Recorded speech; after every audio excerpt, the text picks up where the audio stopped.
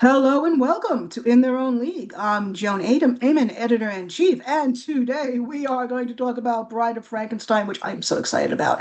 I have these two brilliant people with me today. Why don't you introduce yourselves? Yeah, Taylor. Hi, I'm Taylor. I use she, her pronouns. I live in Brooklyn, New York. Hi, and I'm Um, Calvin, he, him pronouns. I am based in Glasgow in Scotland. and we are so excited to have you both. Thank you so much. Let's jump into The Bride. So, Callum, you said that this is the first time you've seen this film recently. You caught this film. So, what was Yeah, your initial impression of that? yeah. So the context to me seeing this is that for the past year or so, I've been going through all the films in Roger Ebert's great movies category, and I've been doing it in chronological order. The logic being that if I do it this way, I can see how film has evolved through time. And one of the first sound films in the list is The Bride of Frankenstein. So that was my first time coming across it. And I'd seen the 1931 film a few years back, which I like well enough on its own. But yeah, the first time seeing Bride of Frankenstein, I absolutely loved it. And seeing it a second time for this podcast, I still do. I think it's, even for its time, you can sort of see the early German expressionist influences. And there are certainly some subtextual readings you can take from it, whether through modern sensibilities or of the time. But I just think it's a great example of a really good Gothic horror. And we should say right now, Taylor is a librarian. Hey, so we encourage anyone listening to this podcast to go out and read Frankenstein the book, which of course we'll be discussing further as we get closer to Del Toro's release upcoming of his adaptation of the book. But the book is, we'll supply some links down below. The book is in public domain. It can be found for free online and in your public library. Right, Taylor? Yeah. And Taylor and I will be doing a little Q&A in print shortly with her take as librarian on Frankenstein, which I'm really looking forward to. Thank you, Taylor, for that. But Taylor, you and I are longtime horror fans. Is this one of your favorite films, or is this a film that you're like, all right, it's in the canon, but I can kind of take it or leave I it? had never seen it. I came to horror later as an adult, so I have not seen actually like most of the Universal monsters, aside from I've seen Nosferatu and Phantom of the Opera, but I did not know that this was a direct sequel from the first one. So I have also not seen the first one.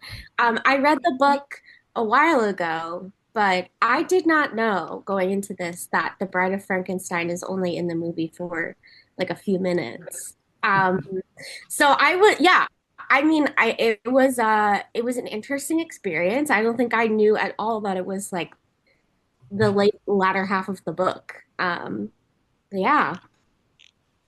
Yeah, Caleb, that's a that's a great point. Were you surprised that the bride kind of made just a fleeting appearance? I was, yeah. And I think more so than I mean, it says to the immortal image of the bride that she's only in for 5 minutes, and yet she's what everybody remembers from the film. But something I was pleasantly surprised by watching the film is how kind of faithful it is to the book. If anything, I'd argue it's maybe more faithful than the first film, which again I liked well enough, but it was a bit more straightforward as a kind of, monster of the week sort of film. Whereas this one, I felt tapped more into the fact that the monster isn't this gruesome creature, but this misunderstood human, and leaning into the element of the bride, who, if I remember right, technically does appear in the book towards the end. I could be wrong. I could just be remembering the 1944 version of Frankenstein. But yeah, no, I feel it's weirdly more faithful to the book than the 1931 film is, if that makes sense.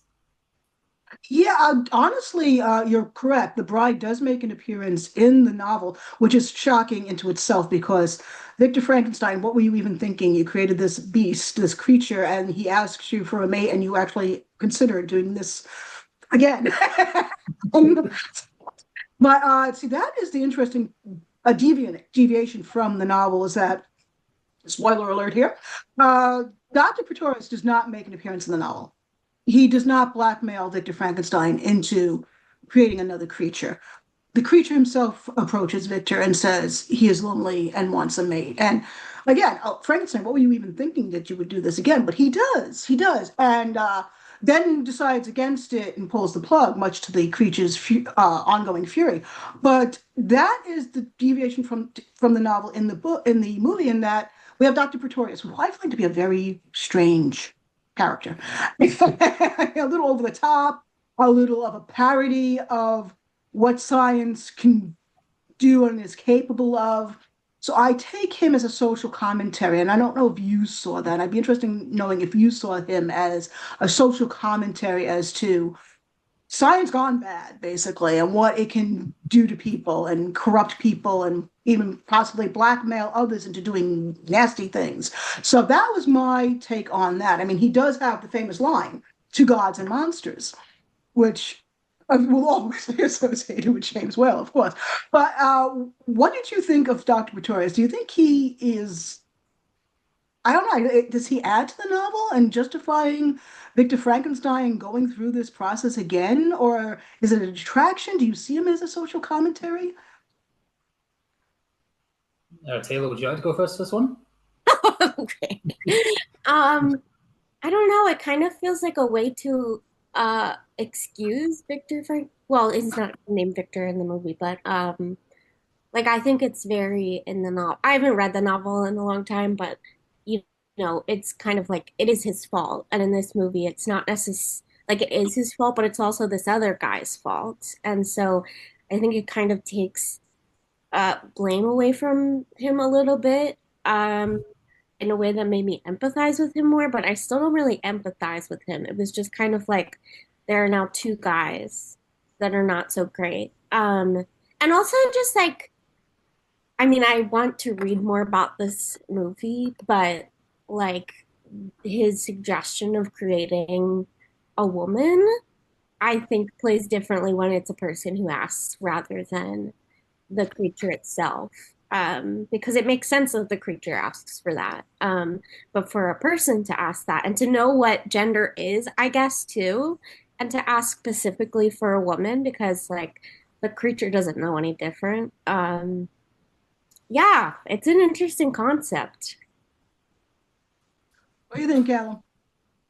Yeah, I think Pistorius is a really interesting character in that he's very clearly the antagonist of the story. I know sort of like more simple readings of Frankenstein keep saying, oh, the monster's the bad guy. No, Pistorius is the bad guy. And in the novel, arguably it's Frankenstein himself who's the antagonist in that. But yeah, I find Pistorius quite interesting in that I don't think he's necessarily a commentary on science gone bad. I think he's more a commentary on what happens when science or power or whatever kind of nebulous term you want to use is put in the hands of the wrong person because he's very much wanted to do it more to feel like a god, as that line says, to gods and monsters. He wants to be a god, whereas Frankenstein, at least in the context of the original film, was led a little bit more by curiosity, a little bit of madness, and a little bit of a god complex, sure.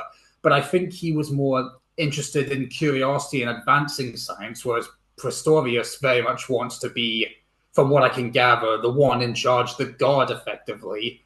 And his role, I guess you could say it's to make Frankenstein more sympathetic. I don't know if it fully works in that capacity. That's in the eye of the beholder.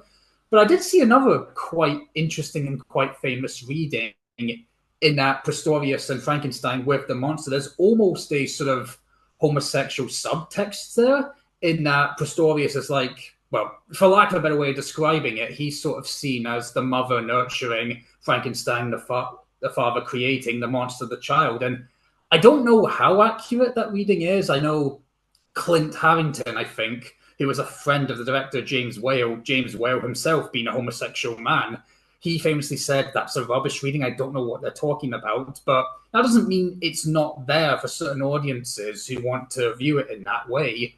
But I think whatever you take from it, I do think Pistorius is a fascinating character in terms of what I think he represents more the ambition of man as opposed to the inherent evils of science. And it certainly makes the creature more sympathetic. In this film, at least, it brings out the sympathetic qualities of the creature that were in the novel. Karloff is just amazing. All those prosthetics and makeup, and I mean, he's terrifying still. He still wreaks havoc. I mean, there's still really great moments of horror in this film, but you get the whole isolation that comes across in the novel of the creature, and yeah, you really feel for the creature, which I think Pretorius, as a character, brings out highlights even more. I mean, for whatever his motivations are, he knows how to exploit that poor creature being isolated and lonely for his own ends, true. But I think that maybe that justifies that character and that it balances the creature's loneliness and desire for companionship with his own ambitions, like you say, Gilliam. You know, he's got his own little agenda going on there of why he wants to pursue these further experiments. Like the great scene, and I'm sure both of you recognize this great scene, is with the hermit. That's the famous Oh, scene, the blind hermit, which of course Mel Brooks immortalized with Gene Hackman in Young Frankenstein, which is the subject for another recording. But still, I mean, that great scene with the blind hermit, where he teaches him to the finer things in life, right? The basics of life, is just amazing in bringing out the quote unquote humanity of the creature. And definitely one of, I think my favorite scene in the entire film is that one. What do you think? yeah, no, Yeah, I'd be. Sorry, you go first, Taylor. that's okay. That is the part. I mean, I don't remember if the blind man is in the book, but I do. Is it? Is He I he? think actually yeah, is a member right. of a bigger family who take Got it. care of him. Yeah. I my favorite parts of the book when I was reading it were the parts that really like humanized the creature, and so yeah, and because I wasn't expecting this movie to be that at all, I'm really glad that that's part of it. Yeah, and it kind of like furthers his desire for a companion. I mean, it's not in the movie, but like it further justifies that he now knows what it's like to have someone as a companion and it's been taken from him. So that makes sense. Mikhail, Yeah, what do you no, think?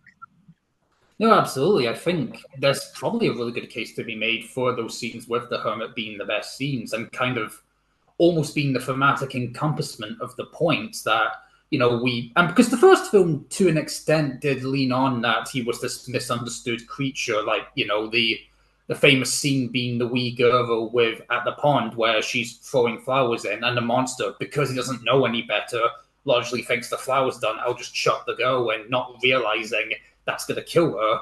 But I think this one really grounds it down in that everyone around him certainly wants to kill him, sees him as this monster. Like I think arguably the scariest scene in the film is when you see the mobs descend on the monster, not anything the monster does. So to see him kind of get that companionship, and all we needed was just a bit of empathy rather than to be exploited for one person's own end. I think those are the best scenes in the film for that reason.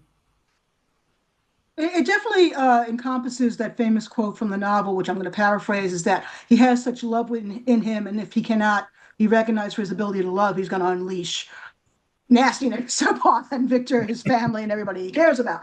So you kind of have justification for the monster being destructive here, which I think in the first film, okay, well, he's just a creature that's evil and he's lashing out and we don't understand why, and get the pitchforks and the brands and whatever we're gonna burn. And honestly, there was no mill in the film in the book.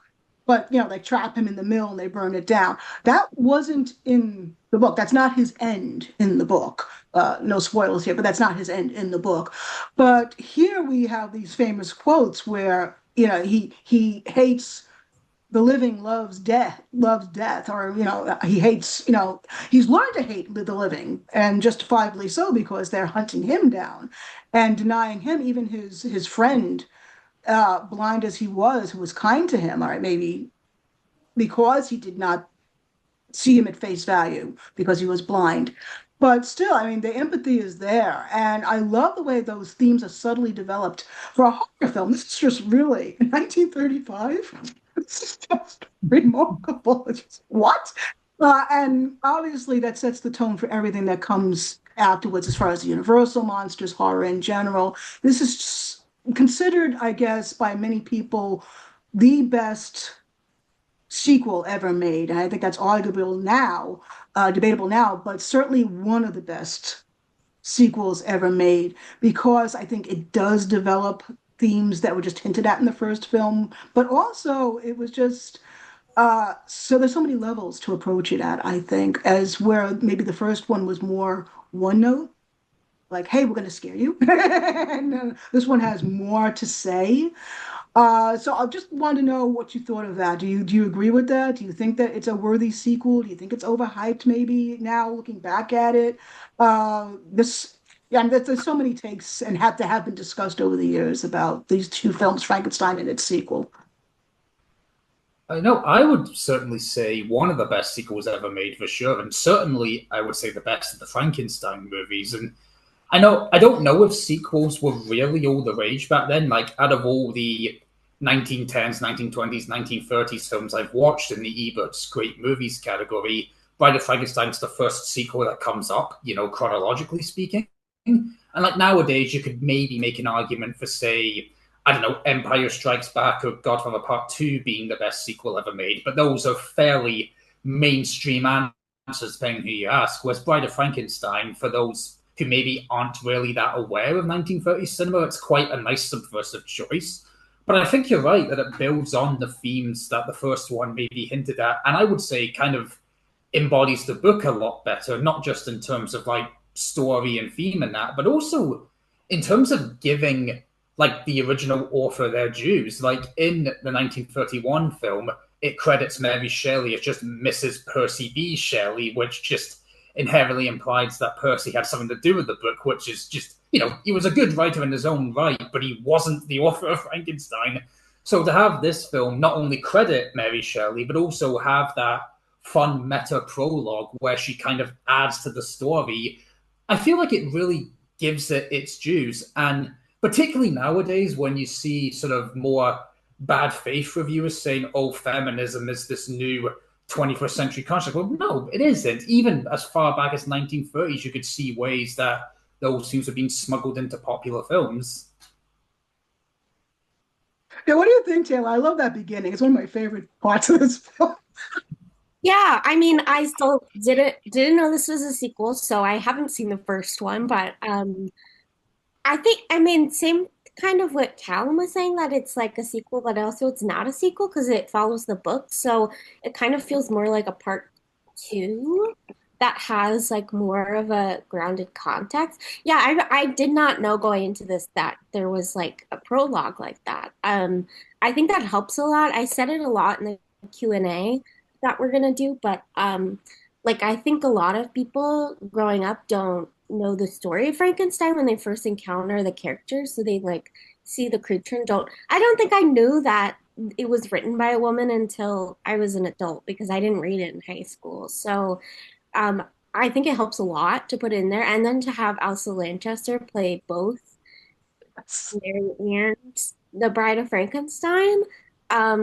It's like, yeah, like instilling a part of Mary into the text. And when I was doing research for the Q&A, a lot of people like will argue that it's like not a feminist text necessarily because there's not really female characters in it, but that's not, I don't think that's true. I think only a woman could have written this, and to put that at the beginning of the movie that is called Bride of Frankenstein, like it really feels like they very intentionally wanted to make sure people knew like this is written from a woman's perspective. And I think it helps a lot too.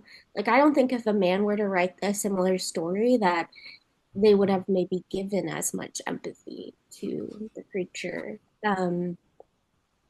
Like I can't assume that, but I think that's what makes Frankenstein such like a woman's text. And also, I mean, like I would like to do more reading on it, but a lot of people kind of read her life into this, and that she, was dealing with postpartum when she was writing this, right? Or lost a child.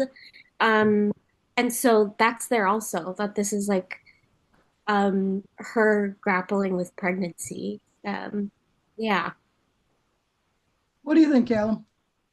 No, I think that's a really good way of looking into it. And I would almost argue if it was written by a man, particularly that line of gods and of men and gods, it would have run the risk of kind of glorifying the whole man becoming God thing.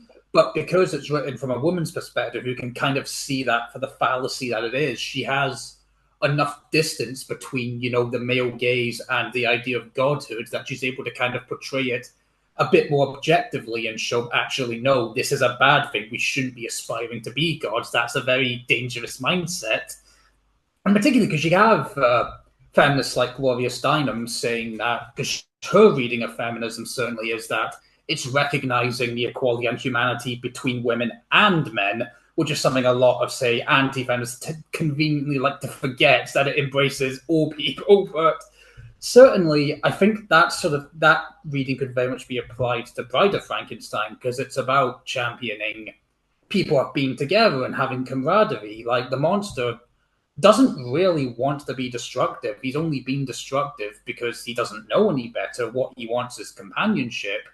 But, people like Pistorius and Frankenstein are making these creatures, they're wanting to be gods, but they're not understanding the dimensions or the potential consequences of what could happen for their creations. So, for example, at the end, they build the bride. They think this is going to solve all of our problems. The bride will go with Frankenstein.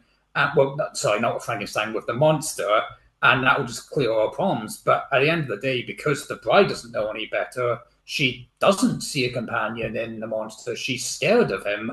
And but that's not really her fault. She doesn't know any better.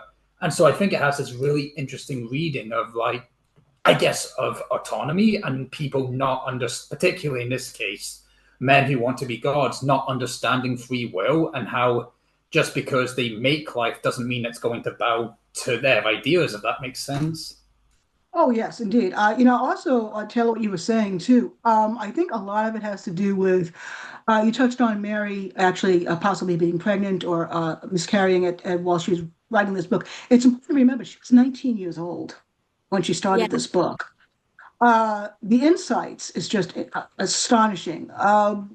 She was surrounded by very prominent men. Lord Byron, Lord Byron, one of the most famous poets of Europe at the time. Shelley was recognized at the time as being a prominent poet, but Shelley was technically married with another woman who had his child when he ran off and eloped with Mary.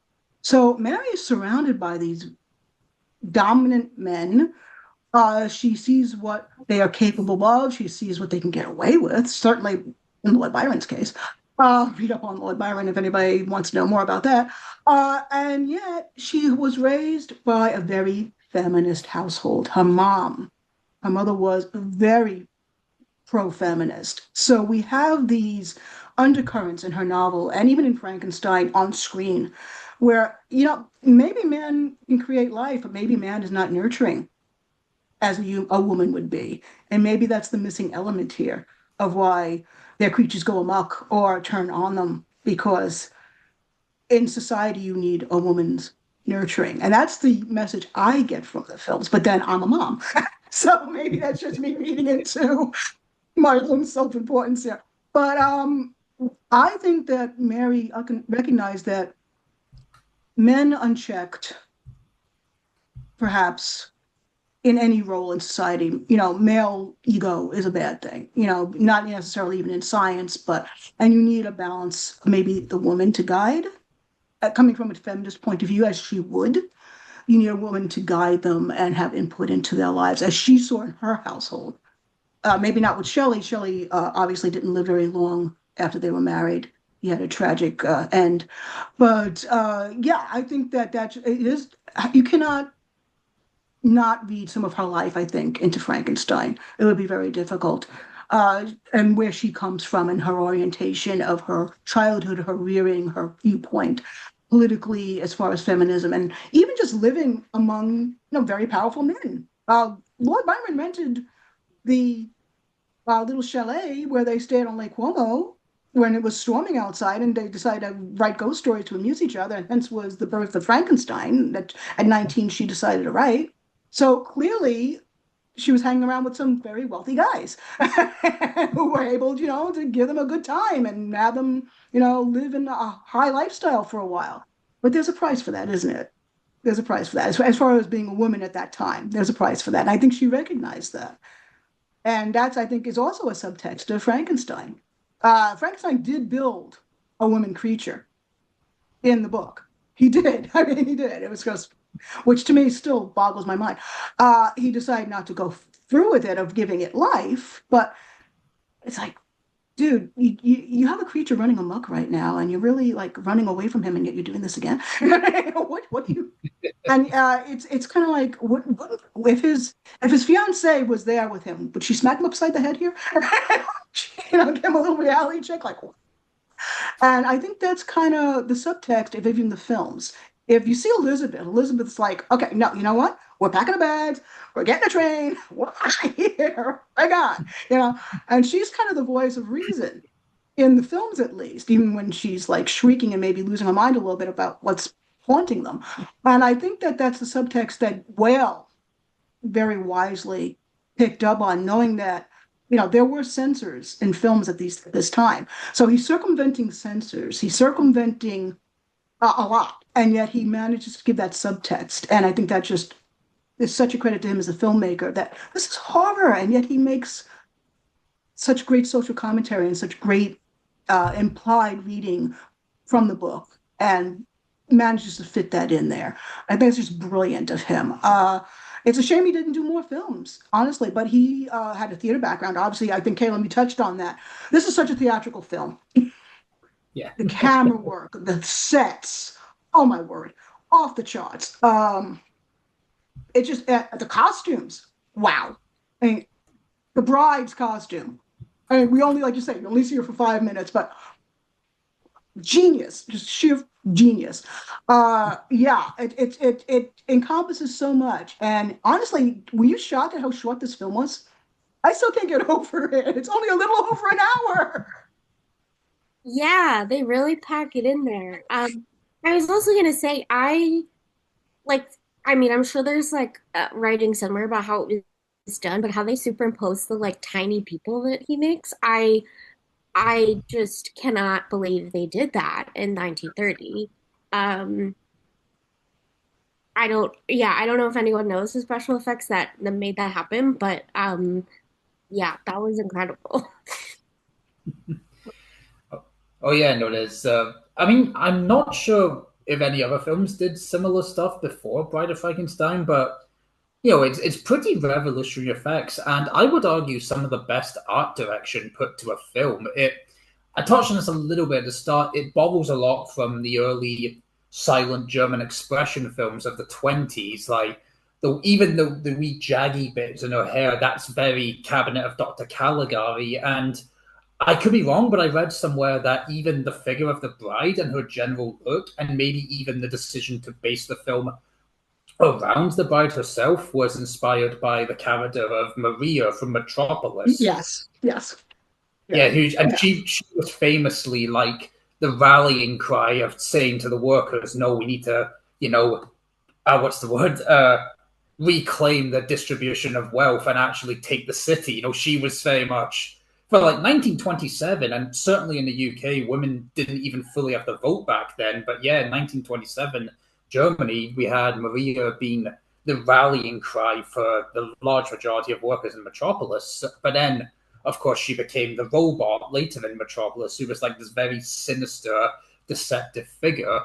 And to have that be the inspiration for at least the bride's look, if nothing else, is quite interesting and shows how people were still kind of taking bits and pieces from other cultures and using it to tell something fresh.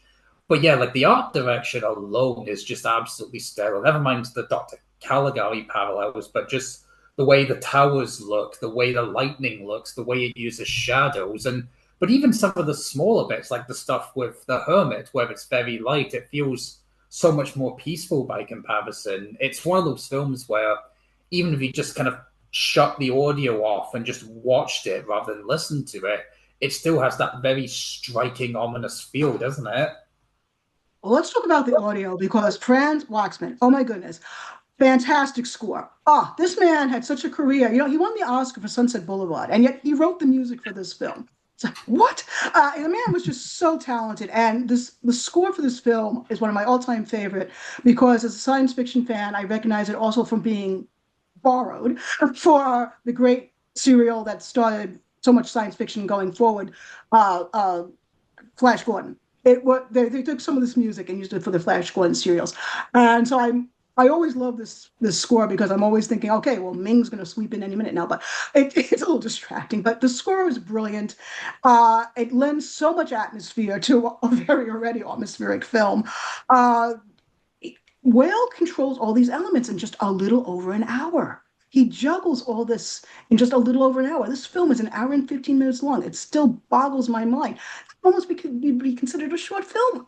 What I mean, our films go on. We have epics that go on for what, 3 hours, 2.5 hours.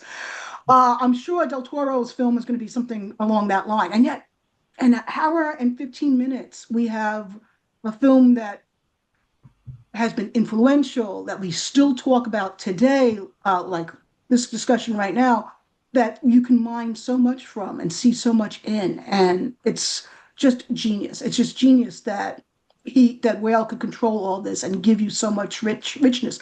And the performances. I mean, Boris Karloff, the poor man's typecast, I know. It was it's sad because he deserves so much more. But he gave such humanity to this film, and it seemed like it was almost a release for him to be able to cut loose a little bit even under that makeup and show what he was capable of. And I'm so happy that he got that chance because it was only later on, as we know, that he did more horror but with less makeup and he was able to show more of what he was capable of. And that was fantastic that he was able to do that. But Elsa Lancaster, that poor thing, for 5 minutes, she was always typecast as the bride. Yeah, she was a fantastic, fantastic actress. And if you ever get a chance to see her in other films, just do an IMDb search on her. She was wonderful. She was wonderful. If anybody is a fan of Disney, she was one of the nannies in Mary Poppins. Poor Oh, thing. Not know that. That's brilliant. gosh. Poor thing couldn't catch a break. But we are just scratching the surface. I mean, like you said, Callum, there's a whole series of these Frankenstein films. I think this was the highlight of the sequels, and sequels weren't a thing in the 1930s. But Universal made money off of horror, and to a certain extent, it was this film. It was Frankenstein, the original, and it was Dracula that started it all. That started that whole thing as being Universal recognized as the monster studio. So what I'd like to do is, well, I'm going to wrap up here today, and thank you both. I'd like to continue that ongoing discussion of Frankenstein. There's others in the series, obviously. And there's also, they bend into comedy, which we haven't even touched on yet. There's a lot of comedy in this film. There's a lot of funny in this film we haven't even touched on. Minnie, the character of Minnie, that's comic relief. Very interesting. Very interesting that so early in the horror genre, Whale was wise enough to leaven his horror with some humor. Don't you think, Taylor? That's like really interesting that he kind of inserted that. Yeah, and I mean, people talk a lot about now since a lot of comedians are becoming horror filmmakers that they operate in the same way. And so I think it makes a lot of sense. And also, I think it helps from putting the creature in this like pigeonhole of being like stupid because I don't think that's what happens. Or like looking down upon it when we're him while we're like understanding that he's learning. Um, I think without the humor, you can't get away with doing that. Yeah, I think the movie takes the creature seriously enough to then make it into a joke that's not a joke on the creature. It's like us understanding that this is what it's like to learn, also. Yeah, it was remarkable. Don't you think, Caleb, that he was able to inject that little bit of humor and thought it was important enough to have that balance? Yeah, absolutely. And as sort of Taylor was saying, I do love that none of the humor is at the expense of the monster, and is very much at the expense of the human sort of misunderstanding him. Like Una O'Connor playing Minnie, like a really underrated aspect of the film. I think it's a terrific comedic performance, and I think it was Ebert who said her scream could shatter glass. It was just fantastic stuff from her. I would say it was true. Can't argue with that logic. But yeah, no, Yeah, yeah. it's a nice wee balance, as you say, because I think maybe even that's where the phrase "if you can't laugh, you'll cry" comes from, because it's something just so utterly horrific. It's either laugh in the face of it or give into despair, and maybe that's what Whale was touching on here. I'm not sure, but it is nice to see something that is, on paper quite ominous and quite sinister, and to even find bits of morbid humor in it. I think it shows a really articulate to really flexible filmmaker, and it's a shame he's not really labeled with the greats of the time like Fritz Lang or D.W. Griffith, who are like good, worthy filmmakers in themselves. So Buster Keaton or one of those types, but it's a shame he's not really been given his dues by comparison to them. Yeah, he's just way ahead of his time. It's just brilliant and underappreciated. But we want to wrap it up. This is just the beginning because we're not even close to Halloween yet. Can we say it's Halloween season yet? We're gonna say it. It is now officially Halloween, starting the Halloween season, and we're gonna have more discussion about Frankenstein as we get closer to Del Toro's release because I'm so excited about that. And we're just scratching the surface here. There's so much more to dive into. Thank you, Taylor, for being with us. Looking forward to your piece on Frankenstein coming soon to the post of the league. Callum, thank you so much. I know you're incredibly busy, and I'm so appreciative of you being with us here today.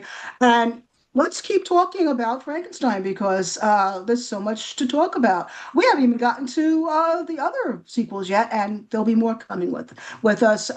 Next time, maybe we'll discuss the humor aspects of Abbott and Costello Meet Frankenstein. We haven't even touched that yet. It's where Universal really gets fancy and decides to branch out and have some real fun with their characters. Thank you, Taylor and Callum, for being with us. Greatly appreciate you. And have a happy Sunday. I appreciate it. Thank you. You too. Thank you.